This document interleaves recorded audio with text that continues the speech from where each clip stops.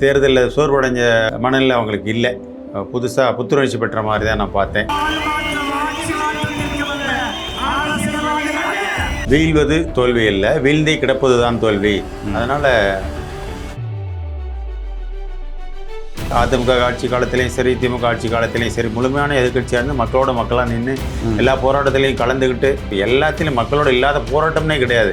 List போட்டிங்கன்னா ஒரு 1000க்கு மேலே வரும். நிறைய இளைஞர்கள் வந்து ஓட்டு போட்டிருக்காங்க, எதுக்கு ஓட்டு போட்டோன்னு தெரியல. இதெல்லாம் யோசிக்கிற சக்தியெல்லாம் அவங்களுக்கு கிடையாது. அவங்க நல்ல அரசியல் புரியல, அதனால் ஓட்டு போட்டிருக்காங்க. அந்த நல்ல அரசியலை புரிய வைக்கிற செயல்களை இனிமேல் நாம் தமிழர் கட்சியின் சமூக வலைதளங்கள் சிறப்பாக செய்யும். வெற்றி பெற்றாலும் அவங்க இல்லாமல் ஆட்சி அமைக்க முடியாமல் ஒரு சூழ்நிலை போச்சு. அப்போ அவங்கள சார்ந்து தான் ஆட்சி அமைக்கிற மாதிரியான கட்டம் வந்துருச்சு. அப்போ இப்போ நடக்க போகிறது கிட்டத்தட்ட திராவிட அரசியல் தான் நடக்க ஆரம்பிச்சிருக்கிற மாதிரி தெரியுது. 4000 ரூபா கொடுத்தே தான் தீருவேன், பிறந்த குழந்தைக்கு தங்கம் கொடுத்தே தான் தீருவேன் அப்படின்னு ஒரு ஆரம்பித்தாருன்னா, ஏற்கனவே 10 லட்சம் கோடி கடனில் இருக்கிற நாடு இன்னும் 20 லட்சம் கோடி கடனுக்கு போகும். இன்னும் மோசமாக தான் ஆகும். பொருளாதார சீரழிவு தான் வரும். அதிகபட்சம் போனால் 100 ரூபாயில் 30 ரூபா தான் செலவாகும். அந்த அளவு ஒரு ஆட்சி முறையை கொடுக்குற நாம் தமிழர் கட்சி நான் மறந்துட்டு இவங்களை தேர்ந்தெடுத்திருக்குமே அப்படிங்கிறத அவங்க மக்கள் சீக்கிரம் வருந்தி திருந்தி நாம் தமிழரை மீண்டும் ஆதரிக்கிற காலம் வரும். 13 ஆண்டுகளுக்கு மேலாக தமிழகத்தின் ஒப்பற்ற வீடு மற்றும் மனை சார்ந்த அனைத்து தேவைகளுக்கும் சிறந்த ஒரே நிறுவனம் நிம்மதி ப்ராப்பர்ட்டி மேனேஜ்மெண்ட். தங்களின் தேவை எங்களின் சேவை. தொடர்புக்கு 7667008999. அறந்தமிழ் நேயர்களுக்கு வணக்கம். இன்றைக்கு நாம் சந்திக்க இருக்கும் அரசியல் ஆளுமை மருத்துவர், கரூர் சட்டமன்ற தொகுதியின் வேட்பாளராக இருந்த நாம் தமிழர் கட்சியின் மாநில மருத்துவ பாசறை பொறுப்பாளராகிய ஐயா மருத்துவர் கருப்பையா அவர்களோட தான் சந்திக்க இருக்கிறோம். வாருங்கள், அவரிடம் விவாதிப்போம். ஐயா வணக்கம். வணக்கம்ங்க. சட்டமன்ற தேர்தல் முடிஞ்சிச்சு. எல்லோரும் ஒரு தொய்வாக இருந்த நேரத்தில் மே 18 நிகழ்வு நேற்று நடந்துருது. நீங்கள் இவ்வளோ பெரிய கூட்டம் வரும், இவ்வளோ பெரிய எழுச்சியாக நடக்கும் என்று எதிர்பார்த்தீங்களா? கண்டிப்பாங்க.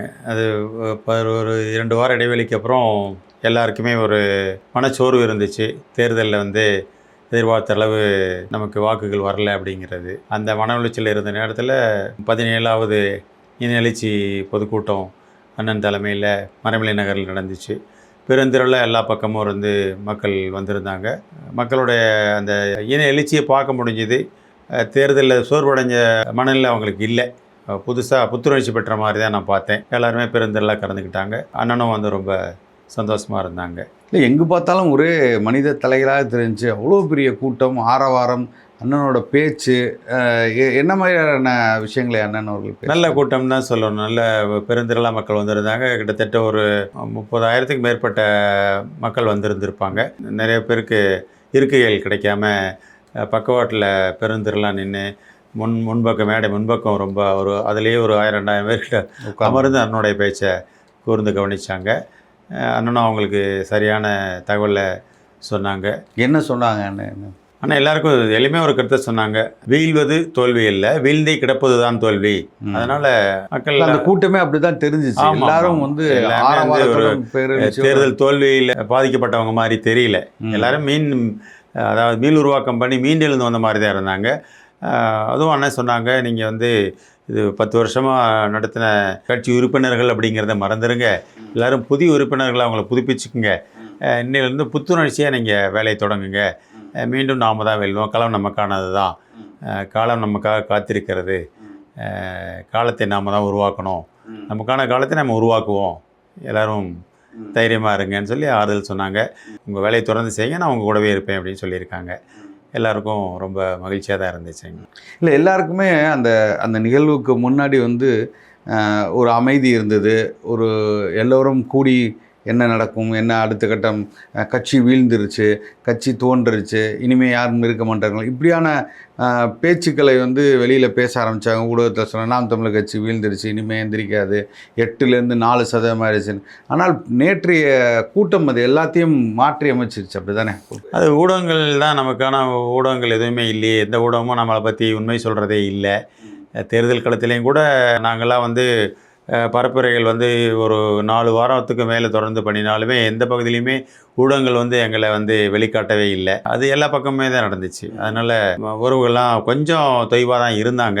பட் அண்ணனை வந்து பார்த்ததில் எல்லாருக்கும் ரொம்ப சந்தோஷம். எல்லோரும் வந்ததில் அவங்க தொய்வாக இருக்காங்களே, அண்ணன் ரொம்ப வருத்தத்தில் இருப்பாங்க அப்படின்னு நினச்சி தான் வந்தாங்க. குறிப்பாக அண்ணனுக்கு ஆறுதல் சொல்கிறதுக்காக வந்தாங்கன்னே சொல்லணும். அந்த மாதிரி தான் இருந்தாங்க. ஆனால் வந்து அண்ணனை பார்த்ததில் எல்லாருக்குமே ரொம்ப சந்தோஷம். ஒரு பெருந்திரளான கூட்டம்னு சொல்லலாம். நேற்று மீண்டெழுந்து வந்த கூட்டம், மீண்டும் முயற்சி செய்து மக்களாக நின்று தேர்தல் அரசியலில் ஒரு புதிய பாதையை உருவாக்கி அடுத்த பாய்ச்சலுக்கு தயாராக இருக்கிறாங்க எல்லாரும். இல்லை, ஏன் மக்கள் வந்து இவ்வளவு தூரம் தொடர்ச்சியாக களத்தில் நின்ன கட்சி, அவரோட போராட்டத்தில் எல்லாத்துலேயும் பங்களித்த கட்சி, தலைமை முதல் தொண்டன் வரை எல்லாருமே வந்து மக்களோடு இணைஞ்சு நின்னாங்க. அப்படியாப்பட்ட நாம் தமிழர் கட்சிக்கு ஏன் இந்த வீழ்ச்சி? எதனால் மக்கள் வந்து இந்தளவு குறைந்த வாக்குகளை நாம் தமிழர் கட்சி கொடுத்துருக்காங்க? வென்று சட்டமன்றத்துக்கு அனுப்பணும்னு தோணலையா உங்களுக்கு? என்ன நினைக்கிறீங்க? ஒரு காரணம் வந்து நாம் இன்னும் மக்களை வந்து முழுமையாக நெருங்கி போகலையோ அப்படின்ற ஒரு சந்தேகம் இருக்குதுங்க. அது வந்து நகரத்தளவில் ஓரளவுக்கு தெரியும். கிராமத்தளவில் இன்னும் வந்து சில பகுதிகளெலாம் வந்து நாம் தமிழர் கட்சி, நாம் தமிழர் செயல்பாடுகள் வந்து இன்னும் தெரியாத ஊர்கள்லாம் கொஞ்சம் இருக்குது. அங்கேயும் நம்ம புதிய கொஞ்சம் கட்டமைப்புகள் உருவாக்கி புதிய உறுப்பினர்களை சேர்த்து செயல்பாடுகளை வந்து நம்ம முன்னெடுக்கணும். இவ்வளோ வருஷமாக இருந்து தேர்தல் அரசியல் பண்ணினாலும் மக்களுக்காக தான் இருந்தோம். நம்ம சட்டசபையில் இல்லைனாலும் முழுமையான எதிர்க்கட்சியாக இருந்து அதிமுக ஆட்சி காலத்திலையும் சரி, திமுக ஆட்சி காலத்திலையும் சரி, முழுமையான எதிர்க்கட்சியாக இருந்து மக்களாக நின்று எல்லா போராட்டத்திலையும் கலந்துக்கிட்டு மக்களுக்கு அவ்வளோ உறுதுணையாக இருந்தோம். செவிலிய போராட்டமாகட்டும், மருத்துவ போராட்டமாகட்டும், அரசு ஊழியர் போராட்டமாகட்டும், வட சென்னை ஆலை போராட்டமாகட்டும், புயல் வெள்ள நிவாரணமாகட்டும், எல்லாத்திலும் மக்களோட இல்லாத போராட்டம்னே கிடையாது. லிஸ்ட் போட்டிங்கன்னா ஒரு 1000க்கு மேலே வரும்.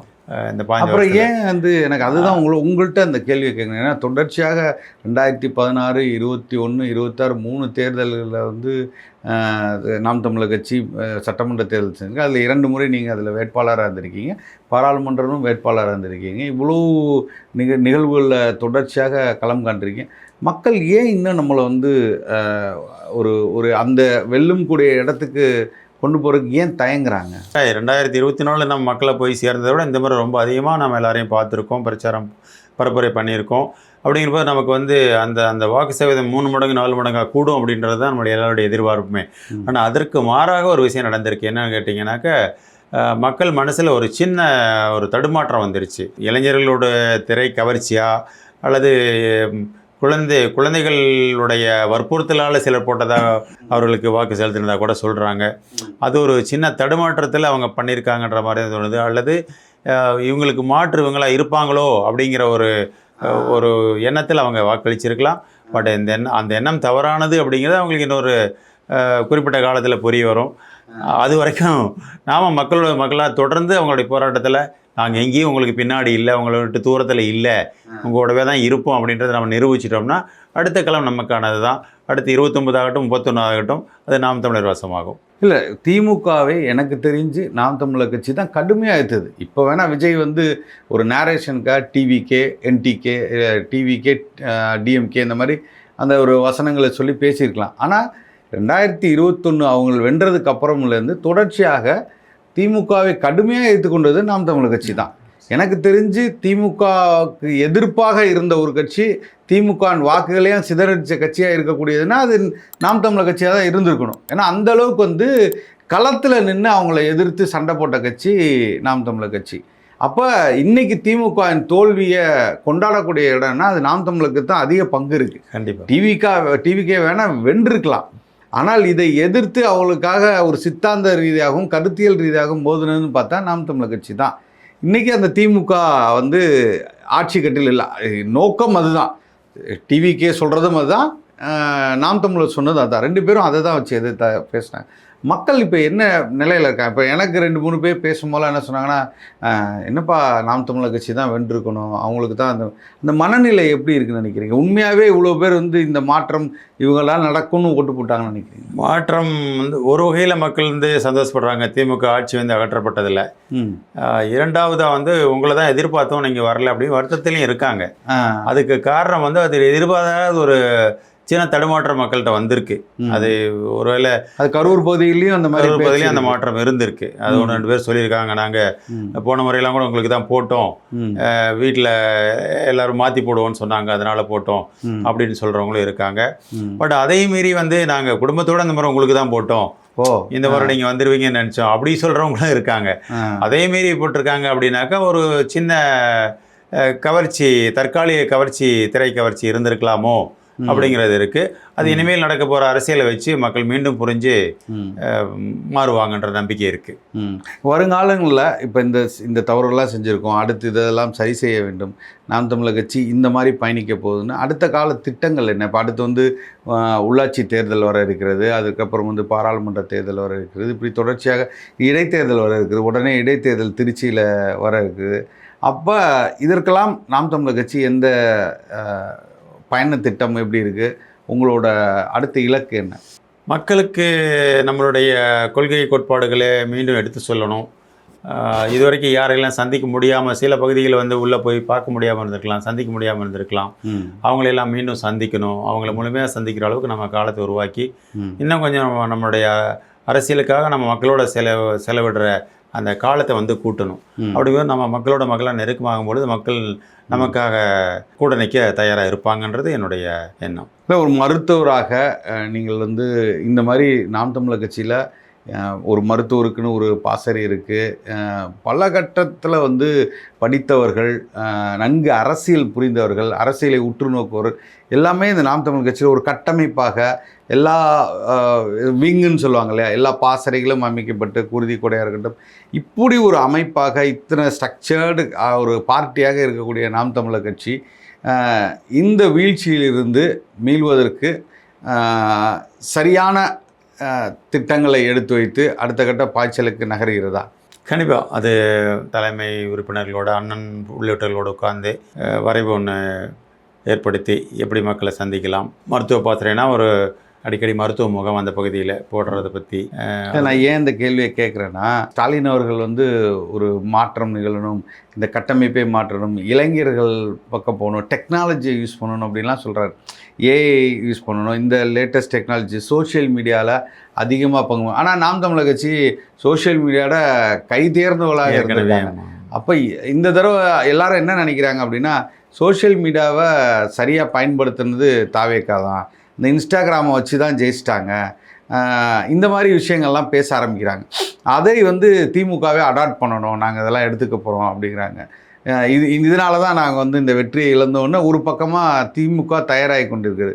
இளைஞர்கள் எல்லாத்தையும் உள்ளே சேர்த்து அவங்களெல்லாம் வந்து இன்ஸ்டாகிராமை யூஸ் பண்ண வைக்கணும், சோஷியல் மீடியா அதிகமாக பயன்படுத்தணும். அந்த மாதிரி நாம் தமிழர் கட்சி எப்போதுமே ஸ்ட்ராங்காக இருக்கும் சோஷியல் மீடியா. இதை தாண்டியான திட்டங்கள் என்ன இருக்குதுன்னு கேட்குறேன். நீங்கள் சொன்னது உண்மைதான். சமூக வலைதளங்கள் நாம் தமிழர் கட்சியில் சிறப்பாகவே செயல்படுது. அதன் மூலமாக பல கருத்துக்களை, கட்சியினுடைய கொள்கைகளை, மக்கள் சார்ந்த விஷயங்களை, போராட்டங்கள் எல்லாத்தையுமே மக்கள்கிட்ட கொண்டு போய் சேர்த்துருக்கோம். அதை தாண்டி இளம் தலைமுறை, அதாவது புதிய வாக்காளர்களுக்கு நாங்கள் வந்து ஒரு கொஞ்சம் எட்டாவது தூரத்தில் இருந்துட்டோமோ அப்படிங்கிற எங்களுடைய ஒரு பயம் இருக்குது. ஆமாம், அதுக்கு வந்து நாங்கள் வந்து இப்போ அவங்களையும் சென்றடைகிற மாதிரி நிகழ்ச்சிகளை அல்லது அரசியல்னா என்னங்கிறத அவங்களுக்கு உண்மையாக சொல்லணும்.